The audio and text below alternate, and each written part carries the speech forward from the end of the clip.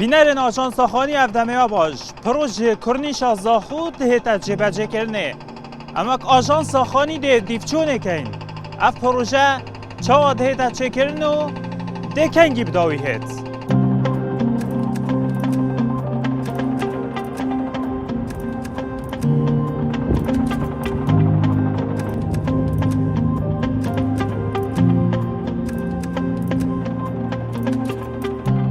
خدای باشه بوما گلک یعنی شولد کن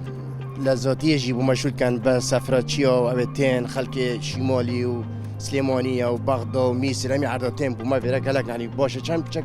لذاتیه بکن بوما چه تراجین یعنی تزانی ویرا گلک گلیش بو ویرا آخر قلم بون و اویدی بون گلیش بو یعنی گلک سفرچی نتاتن بس نوکا گلک ده خوش بید نافورا کدانه هوا درجه ای کن یعنی گلک خوشه و زا خوشی گلک خوش کری بوما ئەو پرۆژانە گرینگە لە بۆ گەشتیاری بەڕاستی ئێستامە لە هەولی ڕێهاتوینە تەمەشامان کرد یەکەم شتمان ئەوە بوو کە بێنە سە پردی دەلار کە دەبینین چا دەکرێتن زۆر کەیفمان پێدێ زۆر جوانە پردەچی خەڵکێکی زۆر دێتە ئێرانە لە سولێمانی لە هەولێر ئێستامە لە هەولێرە ڕاهاتین بەس چەند کەسێکی شمان دیت لە دهۆچێ بەرەو ئێرە دەهات ینی بەڕاستی پرۆژێکی زۆر جوانە ئەو پرۆژانە هەر هەبی باشە.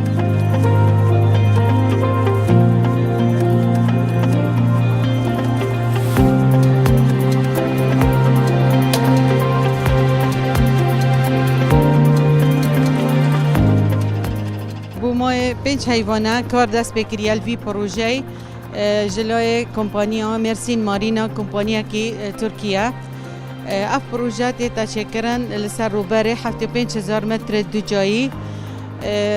کار هر بزحمت وی پروژه دا او بی کو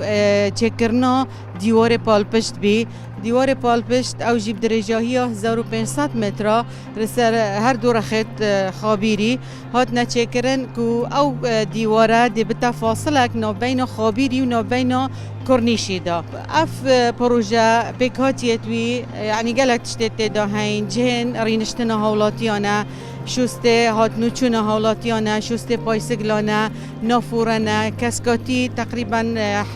هفتش صده اش پروژه کسکاتیه دمجمره کی گلایت دایا دمجمره کی تاورت دایا ما موزخانه هیا سر 800 متر دو جایی ما کافیه که هیت دا و ما مدرجت هین یتری نشتنه سر پردا او جی جتری نشتنه و گلک دیزاین دی جوان تدانه تونه لکی رنوهی تدایا نافورانه گلک چت جان تدا و دیزاین جان تدا اگر جو مساعد بتوصل به حال يعني تقريبا هي 2 سي ان شاء الله دبدو ما هيك